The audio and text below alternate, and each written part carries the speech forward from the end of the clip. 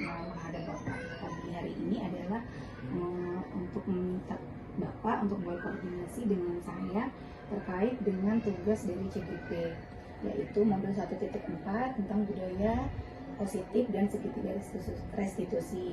Di sini saya ingin membagikan praktik baik saya kepada rekan-rekan sejawat. Kira-kira bagaimana Pak? Bagus juga sih kalau untuk dibagi-bagi hasil kamu dari kegiatan CGP kamu, supaya rekan-rekan juga lebih, ya paling nggak mendapatkan ilmu apa yang kamu dapat juga kan, gitu. Kebagian lah minimal gitu. Terus apalagi nih yang mau Iya, mau berbagi praktik baik itu mungkin dengan saya presentasi agar rekan-rekan sejawat itu tahu budaya positif itu apa, segitiga restitusi itu apa yang untuk istilahnya untuk kemajuan sekolah kita. Kira-kira saya bisa mengadakan atau mengajak rekan-rekan sejawat, teman-teman guru itu kapan ya Pak? Kalau dalam 1-2 hari ini kan nggak mungkin karena kita lagi kegiatan ANBK. Terus guru-guru kan juga ada yang ngawas keluar juga kan ANBK. Saya rasa sih habis ANBK lah, bisa Rabu tuh karena kita kan 2 hari ANBK. Rabu bisa itu kalau enggak. Coba kamu sesuaikan jadwalnya. Yang jelas nggak bisa hari ini sama besok. Mungkin Rabu bisa itu. Semakin cepat semakin baik lah. Biar kawan-kawan juga tahu hasil kerja kamu jadi CGP kan. Ya, mungkin gitu aja. Ya, baik Pak. Terima kasih untuk waktunya dan atas koordinasinya. Assalamualaikum warahmatullahi wabarakatuh. Waalaikumsalam. Bapak semuanya, terima kasih hari ini sudah menyempatkan waktunya untuk hadir di diseminasi aksi nyata modul 1.4 tentang budaya positif kegiatan calon guru penggerak saya. Jadi di sini di modul 1.4 ini adalah saya harus mengimplementasikan tentang budaya positif yang ada di sekolah kita, yang belum kita lakukan dan yang akan kita lakukan. Nah, sekarang sebelum kita memulai, kita main tebak-tebakan dulu deh Bapak Ibu. Ini ayam. Mohon maaf.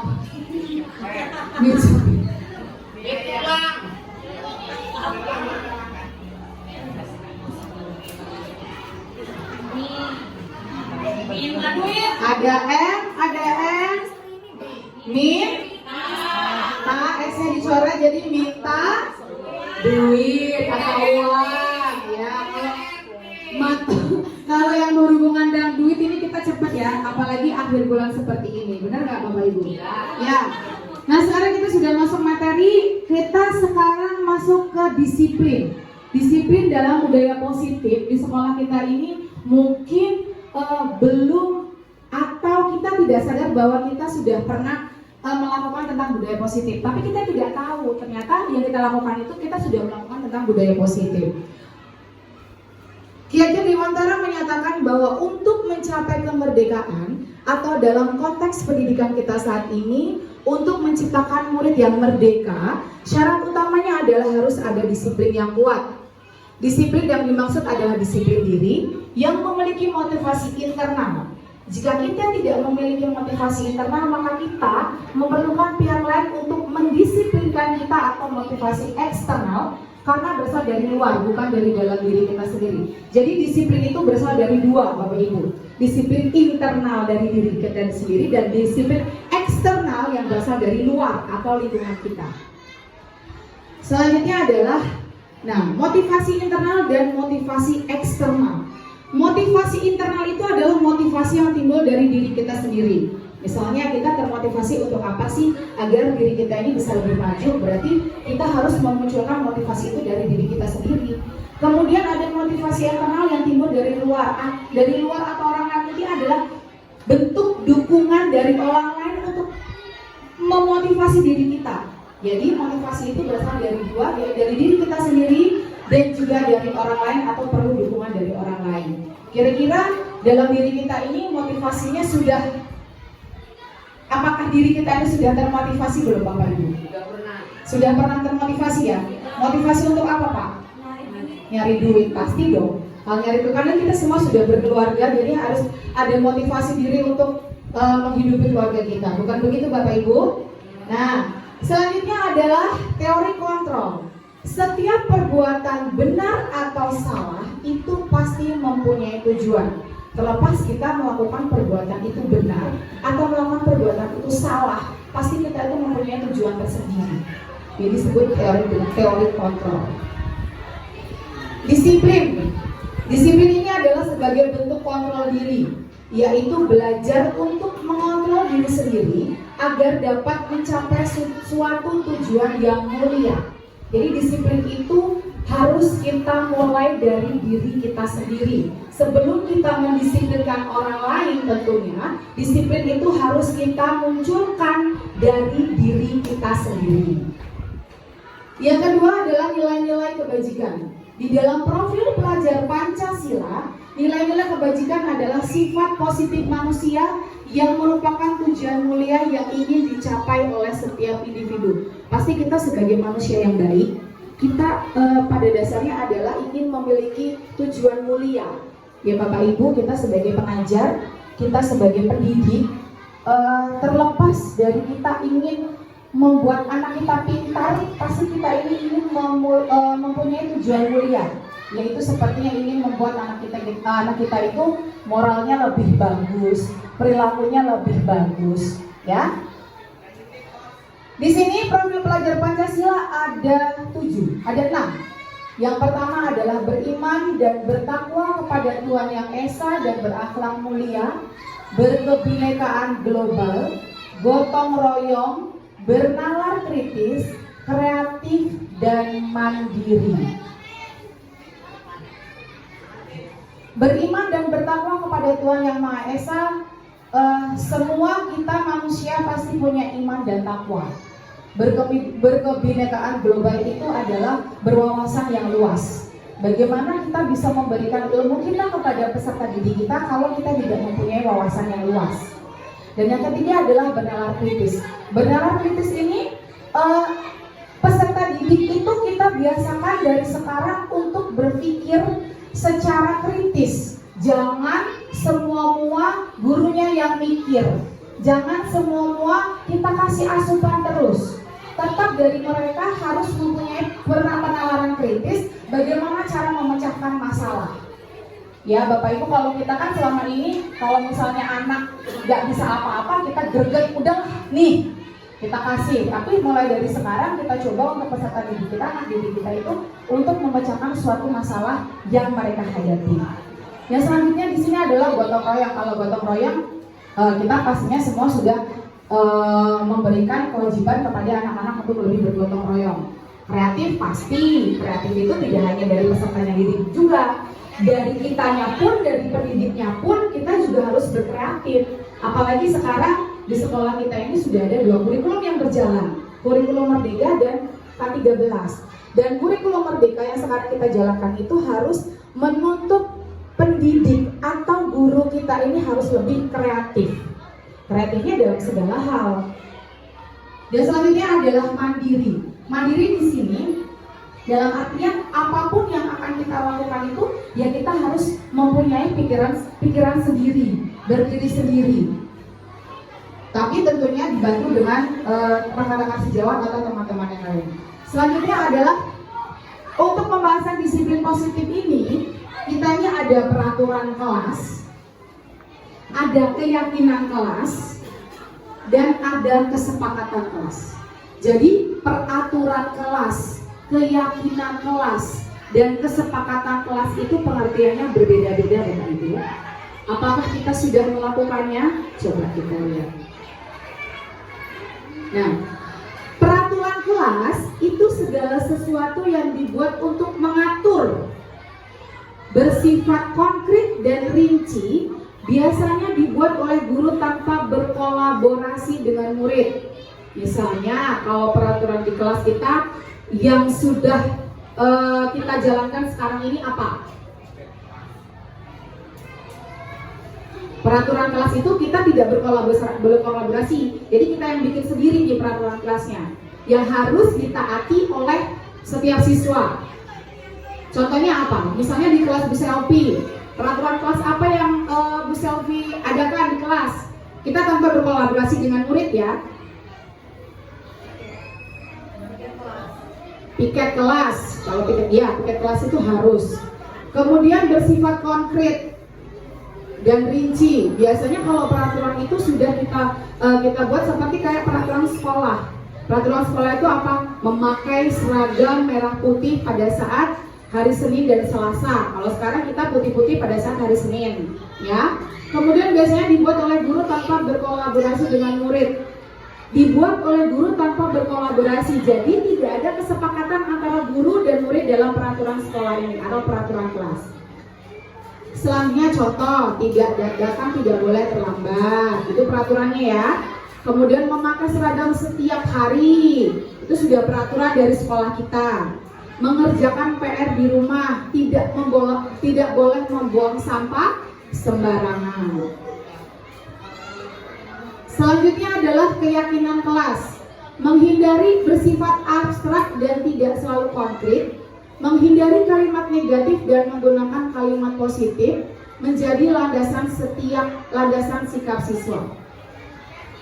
Contohnya, selalu bersikap positif, senantiasa menjadi diri terbaik, percaya dan menghormati orang lain serta barang miliknya, berkomitmen terhadap setiap tugas dan senantiasa membantu. Dalam keyakinan kelas itu kita harus menggunakan bahasa yang positif. Jadi sekarang ini kalau kita membuat keyakinan kelas atau kesepakatan kelas, kita harus menggunakan bahasa-bahasa yang positif ya Bapak Ibu. Tidak boleh lagi kita menggunakan bahasa-bahasa negatif. Jangan lagi kita menggunakan kata jangan atau tidak boleh.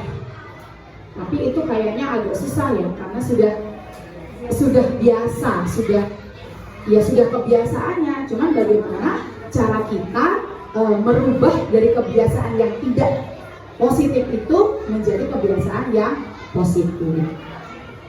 Selanjutnya adalah kesepakatan kelas. Segala sesuatu yang disepakati antara guru dan murid dapat bersifat konkret atau abstrak.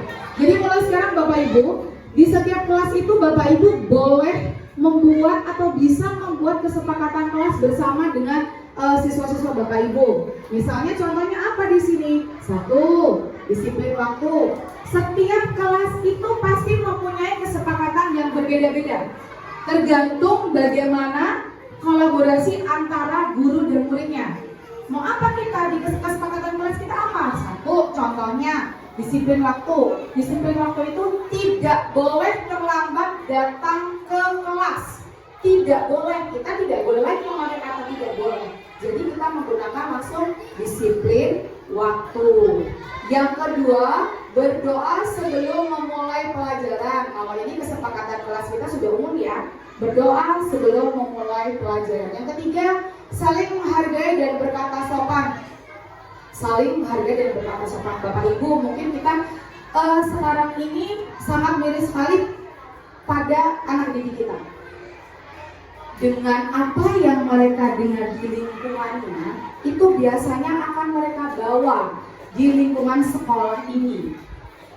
Mereka kadang ngomong itu suka keceplosan, kadang ngomong itu mereka suka ya tidak umumnya anak sekolah lah kalau ngomong itu kan ya, kita sering mendengar itu.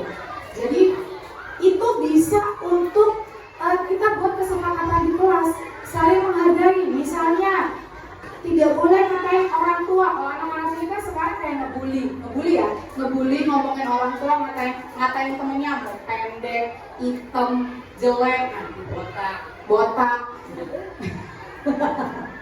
Jadi harus kita mulai dari sekarang itu kita laksanakan budaya positif, mulai dari yang sederhana sekali, yaitu di kelas kita masing-masing. Siap ya Bapak Ibu? Yang keempat adalah tidak membeda-bedakan teman dan saling membantu. Sekarang di kelas Bapak Ibu aku, apakah anak didik Bapak Ibu itu ada yang masih membedakan? Oh, ini anak orang kaya. Oh, ini anak orang gak ada. Ini anak orang pintar. Ini gak bisa apa-apa. Pasti di salah satu itu ada. Kita pasti menemukan yang seperti itu. Nah, bagaimana cara kita untuk membuat kesepakatan ini bersama anak-anak kita? Yuk, kita nggak boleh lagi namanya membeda-bedakan teman dan saling membantu. Kadang anak-anak ini kalau temannya kesusahan malah diketawain, bukan membantu, tapi malah ditertawakan. Itu sudah biasa. Jadi tinggal bagaimana kita mengelola dan membuat kesepakatan dan berkolaborasi bersama dengan anak-anak didik. Yang selanjutnya adalah segera mengirimkan tugas sesuai waktu yang diberikan. Misalnya ini berhubungan dengan apa Bapak Ibu? PR, tugas yang kita berikan kepada anak-anak. Itu di setiap kelas itu pasti kita ada kesepakatan masing-masing. Seperti kemarin saya membuat kesepakatan bersama dengan anak-anak, yaitu jangan berlarian di dalam kelas. Karena kita menghindari apa? Keselamatan kan yang kita utamakan. Kita menghindari kalau anak itu jatuh, kepalanya terantuk meja, gitu. Kita menghindari itu. Dilarang membuang sampah sembarangan di kelas. Itu bisa membuat kesepakatan kelas. Kadang anak-anak ini habis jajan, masuk kolong. Itu yang membuat nyamuk, ujung-ujungnya sakit. Ya seperti itu Bapak Ibu. Dapat dipahami ya Bapak Ibu tentang perbedaan dari peraturan kelas, keyakinan kelas, dan kesepakatan kelas. Dan selanjutnya, nah kita main tebak-tebakan lagi nih. Ini termasuk peraturan kelas, keyakinan kelas, atau kesepakatan kelas. Pemilihan ketua kelas, ini termasuk apa? Termasuk kesepakatan kelas. Buanglah sampah di kotak sampah. Bisa masuk ke peraturan kelas, juga bisa masuk kesepakatan kelas. Menghormati guru. Menghormati guru. Peraturan kelas, keyakinan kelas juga bisa. Makan saat jam istirahat. Peraturan kelas. Mengembalikan barang yang sudah dipinjam. Keyakinan kelas. Nah, pemegang peranan kontrol itu adalah diri kita sendiri. Jadi bagaimanapun bentuknya anak didik kita itu Bapak Ibu, yang memegang peranan kontrol itu adalah diri kita sendiri.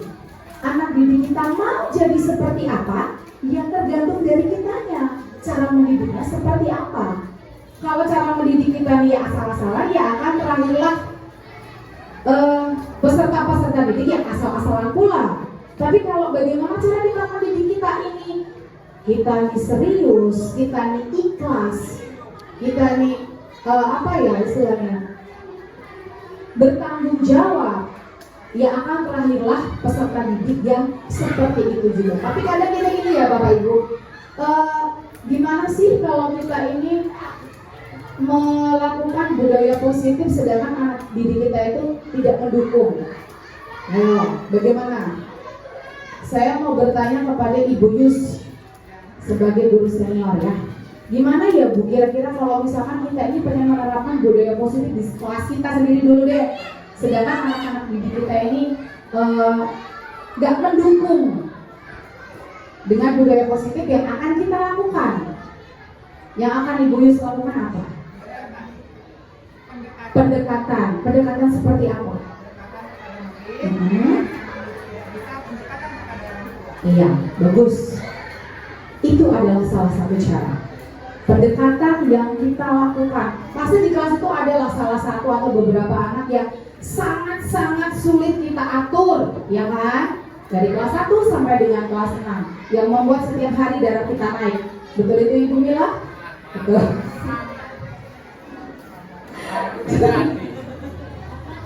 Setiap hari itu pasti ada aja ya Bapak itu yang membuat kita tuh jengkel. Selanjutnya adalah 5 posisi kontrol guru.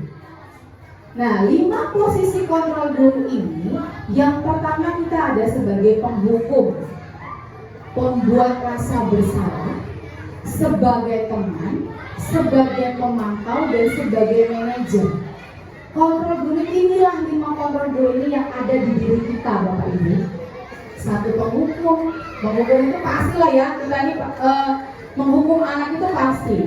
Gak bohong, membuat rasa bersalah iya, sebagai teman harus, pemantau pasti, dan harus selalu menjadi manajer. Kita lihat penghukum. Seorang penghukum bisa menggunakan hukuman fisik maupun verbal. Orang-orang yang menjalankan proses penghukum senantiasa mengatakan bahwa sekolah memerlukan sistem atau alat yang dapat lebih menekan murid-murid lebih dalam lagi. Ngaku deh kita, semuanya pasti kita ini sebagai penghukum. Iya apa iya? Iya, sebagai penghukum itu pasti. Tapi yang harus kita lakukan adalah kita tidak boleh lagi menggunakan hukuman fisik maupun verbal. Cuma kadang kalau kita gergetan, refleks ya Bapak Ibu, entah ngabok, entah nyubit, entah ngejewer, ya. Karena apa ya?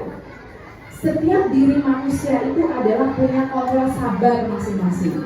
Ya, entah itu di rumah udah pusing dengan keadaan di rumah yang udah ruwet, ditambah di sekolah melihat anak-anak kita ini bikin ruwet, ya udah tambah jadi mau kena cubit, mau kena pukul, begitu ya Bapak Ibu. Kemudian contoh, nih contohnya adalah seorang penghukum itu pasti nadanya suaranya tinggi, ya, nadanya suara tinggi. Saya mah nggak mau dok, saya Mila gitu. Nada suara kami ini tinggi-tinggi sekali kalau sudah marah.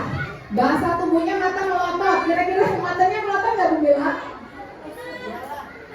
Matanya melotot nggak ya? Oh melotot. Dan jari menunjuk-nunjuk menghati. Kalau menunjuk-nunjuk kayaknya enggak ya. Hanya melotot dan ada suara tinggi. Itu udah cukup untuk membuat darah kita jadi tinggi. Contohnya adalah patuhi aturan saya. Kalau tidak awas, mengancam. Ya kan? Yang kedua, kamu selalu aja salah. Nah, contohnya udah ada. Ya kan? Ini tadi di kelas 6. Bela lagi, dan itulah pokoknya.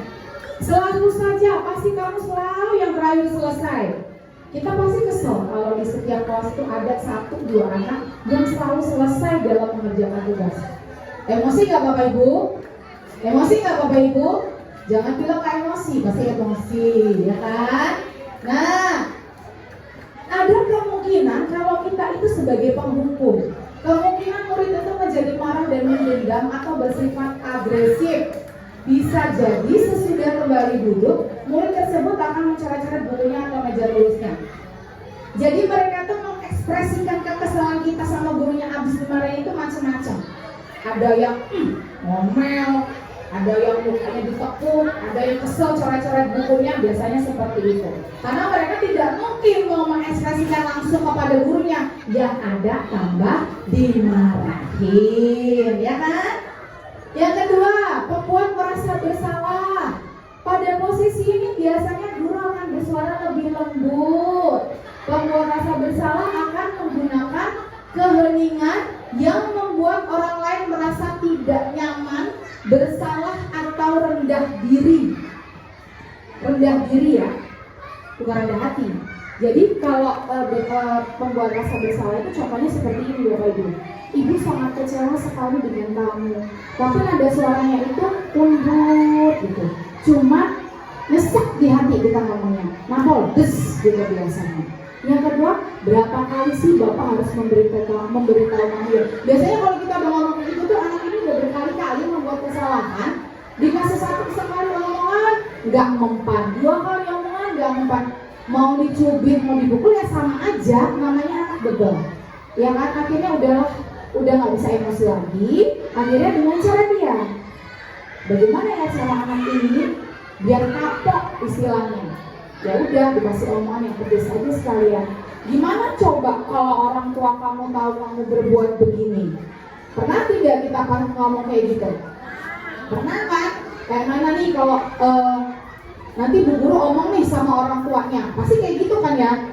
Iyalah, cuma namanya anak, ya bodo amat kali kan ya. Nah ini adalah pembuat rasa bersalah. Jadi nanti bisa kita setelah kita tahu 5 kontrol dulu ini, kita ini ada di posisi mana? Yang selanjutnya adalah ini dalam pembuat rasa bersalahmu, siswa itu akan merasa bersalah. Bersalah telah mengecewakan ibu atau bapak gurunya. Murid akan merasa menjadi orang yang gagal dan tidak sanggup membahagiakan orang lain. Kadang-kala sikap seperti ini lebih berbahaya dari sikap penghukum karena emosi akan tertanam rapat di dalam. Murid itu menahan perasaan. Jadi kalau kita udah membuat anak itu merasa bersalah, yang ada anak itu kayak memendam dalam hati. Selanjutnya adalah posisi sebagai teman. Guru pada posisi ini tidak akan menyakiti murid, namun akan tetap berupaya mengontrol murid melalui persuasi. Posisi teman pada guru bisa negatif ataupun positif. Contohnya, Adi, oh maaf ya, oh ya Mas Adi ya, Adi atau Igna, ya, ayolah, bagaimana sih kamu? Kemarin kamu sudah janji ke bapak bukan? Kenapa terlambat lagi? Tapi ngomongnya itu masih bisa kita sambil senyum, gitu loh. Sambil senyum, apa sih nak terlambat lagi? Kan kemarin udah janji nggak mau terlambat lagi. Tapi ngomongnya sambil senyum. Ya kita mau memposisikan kita ini kalau ngomong sama teman, gitu loh. Jadi anak itu akan merasa lebih nyaman. Yang kedua contohnya, ya sudah nggak apa-apa, duduk dulu sana. Nanti Pak Guru bantu kamu ini sambil senyum-senyum. Kira-kira kita sudah belum memposisikan diri kita ini sebagai teman, Bapak Ibu? Sudah apa belum? Sudah ya. Oh, lagi moodnya lagi enak, di rumah tidak ada masalah gitu kan?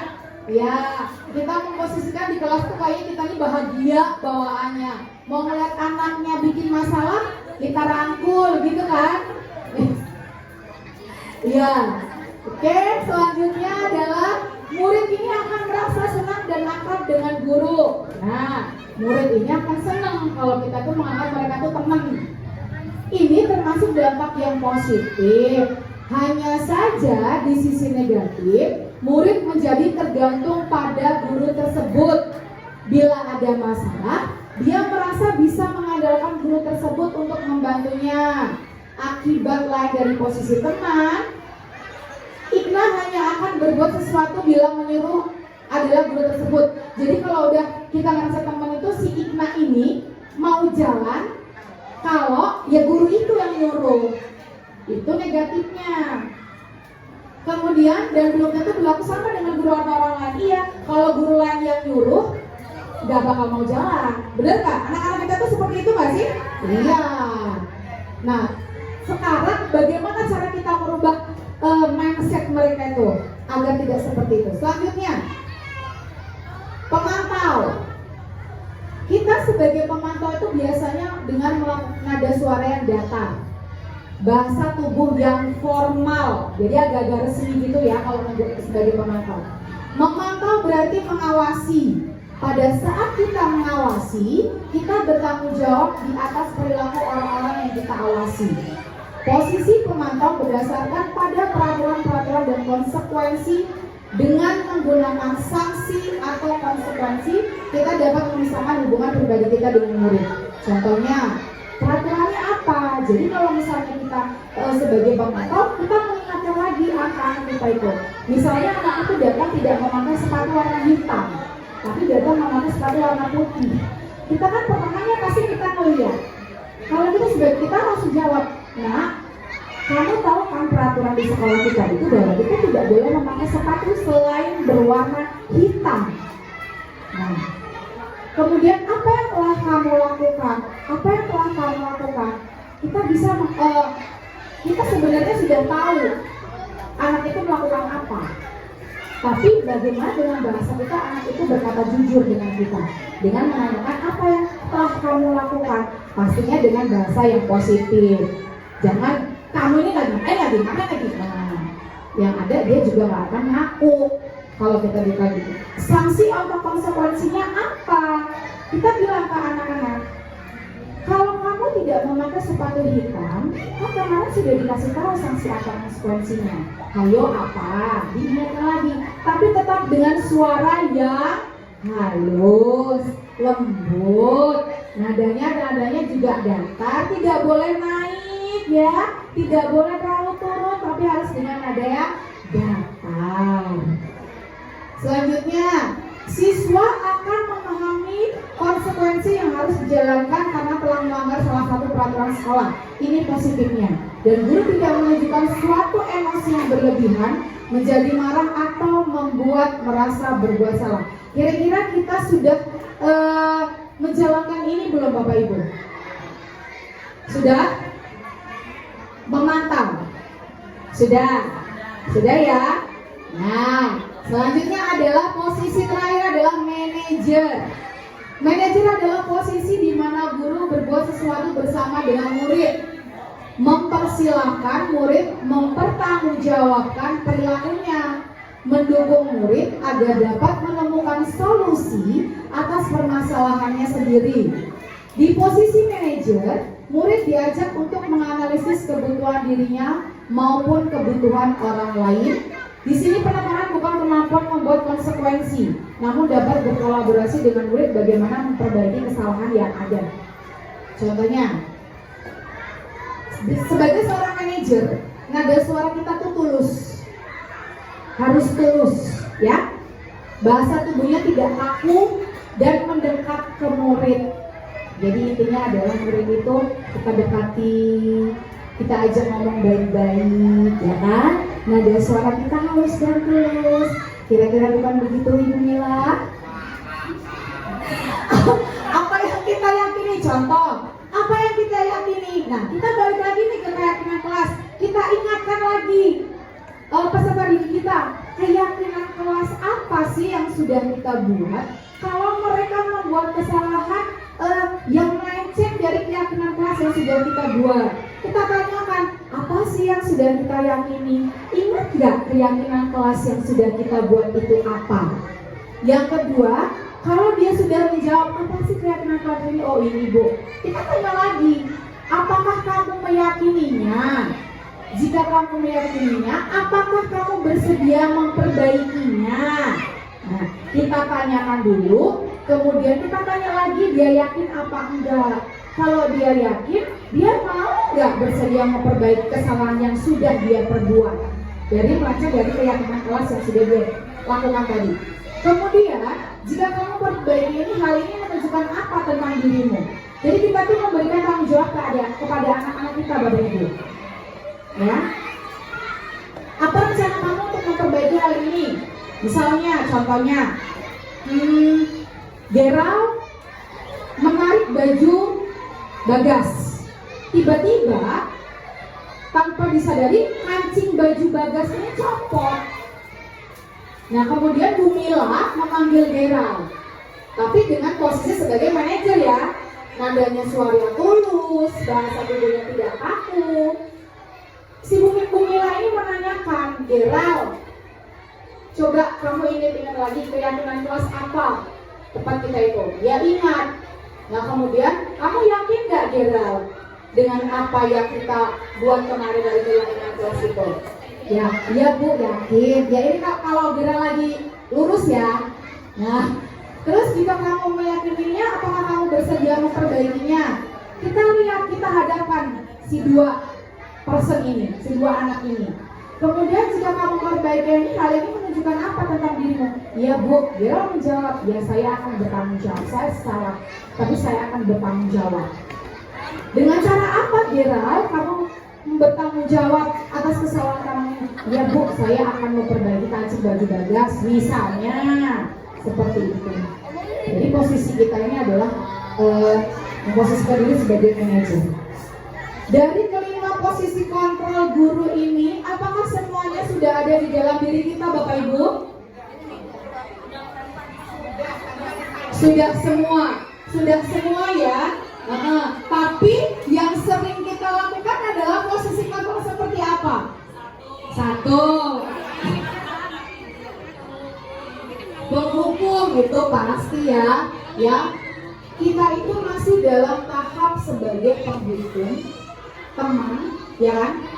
Kalau penghukum itu kita pasti apa ya? Karena sudah kebiasaan, sudah mendarah daging dan sudah turun-temurun kayak kalau penghukum itu. Nah, kemudian di dalam sistem manajer ini siswa itu akan mengetahui adanya suatu masalah dan suatu perlu terjadi. Guru akan mengembalikan tanggung jawab pada murid untuk mencari jalan keluar permasalahan. Tadi sudah saya katakan. Jadi anak itu disuruh bertanggung jawab atas kesalahan yang sudah dia perbuat. Nah, dari 5 kontrol guru itu kita tadi sudah meyakini bahwa 5 kontrol guru itu kita sudah masuk di dalamnya. Tetapi kita masih sering sebagai posisi kontrol sebagai seorang penghukum. Apakah kita mau? Kita mau tidak kalau posisi kontrol kita itu sebagai manajer? Kira-kira bisa nggak ya Bapak Ibu? Memposisikan kontrol diri kita itu sebagai manajer. Jadi kita itu kalau mau marah ya marah pasti, tapi memposisikan diri kita itu sebagai manajer dengan suara yang lembut, ya kan?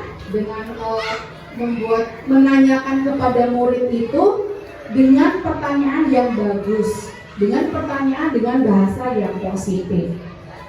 Ya, Bapak Ibu, kita mencoba bersama-sama merubah atau membuat perubahan untuk diri kita, dan pastinya perubahan itu untuk anak didik kita. Mau ya Bapak Ibu, sekarang kita ada di segitiga restitusi. Apa sih segitiga restitusi? Segitiga restitusi itu adalah ada 3. Menstabilkan identitas, validasi tindakan yang salah, dan menanyakan keyakinan. Di sini menstabilkan identitas itu adalah untuk mengubah identitas anak dari orang yang gagal karena melakukan kesalahan menjadi orang yang sukses. Anak yang melanggar peraturan karena sedang mencari perhatian adalah anak yang sedang mengalami kegagalan. Contohnya banyak sekali di sekolah kita ini ya Bapak Ibu. Jadi tugas kita adalah menstabilkan identitas si anak tersebut, ya kan? Bagaimana cara kita menstabilkan? Ya kita cari tahu dulu, ini anak kenapa sih? Pasti anak itu kalau berbuat kesalahan yang menguji kewawasan gurunya itu pasti mempunyai latar belakang ingin diperhatikan, ya kan? Entah di rumah dia tidak diperhatikan, entah di rumah itu kurang perhatian, atau memang cara dia mencari perhatian gurunya di sekolah. Itu. Yang selanjutnya adalah validasi tindakan yang salah. Setiap tindakan kita lakukan dengan suatu tujuan, yaitu memenuhi kebutuhan dasar. Menurut teori Korlas, semua tindakan manusia baik atau buruk pasti memiliki tujuan tertentu. Jadi setiap tindakan yang kita lakukan punya tujuan. Validasi tindakan yang salah itu apa yang akan kita lakukan dengan si anak tersebut? Menanyakan keyakinan. Nah, menanyakan keyakinan itu balik lagi ke keyakinan kelas yang sudah kita buat lagi. Menanyakan keyakinan kepada si anak. Masih ingat gak dengan keyakinan kelas yang sudah kita buat? Kamu mau nggak jadi? Kamu mau jadi orang yang seperti apa? Mungkin kira-kira kalau kita menemukan peserta didik kita yang mempunyai masalah di rumah atau mempunyai masalah dengan diri pribadi dia, kita bisa menanyakannya dengan cara seperti ini, ya Bapak Ibu. Kita tanya anak didik kita, kamu ini mau jadi seperti apa sih nantinya? Kalau kamu bertindak seperti ini terus, kira-kira akan terjadi hal yang seperti apa? Ya, Bapak Ibu, kita melakukan perubahan itu untuk diri kita dan untuk masa depan anak didik kita. Bisa ya? Bisa dong. Ya, kita pegang lagi. Penghukum, pembuat merasa bersalah, teman atau pemantau. Nah, Bu Nila ini nanya nih sama anak murid, kamu tahu kan sanksi atau konsekuensinya apa? Kira-kira Bu Nila ini sebagai penghukum, pembuat rasa bersalah, teman, pemantau, atau manajer? Kamu tahu kan sanksinya seperti apa? Sebagai apa Bu? Sebagai manajer. Nah, selanjutnya. Nah, Pak Rosid ini. Lihat gaya Pak Rosid. Menunjuk-nunjuk. Kamu bersihkan toilet dulu sebelum pulang. Apa ini?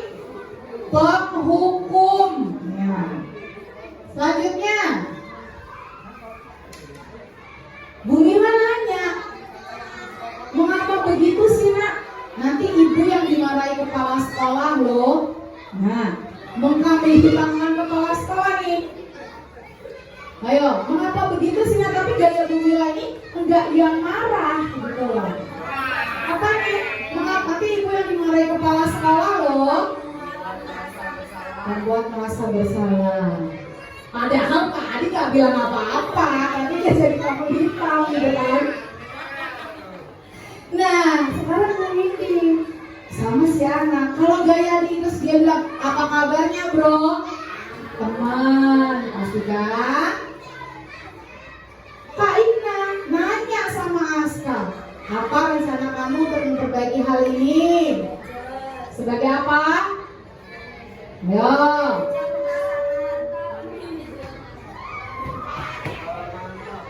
Pemantau bisa, manajer bisa. Ya. Nah, sekarang untuk refleksi, saya bisa bertanya dengan Bapak Ibu semua. Bagaimana perasaan Bapak Ibu setelah mengikuti sharing ini? Senang. Itu berarti jawaban yang umum kan, senang. Padahal peres nggak sih?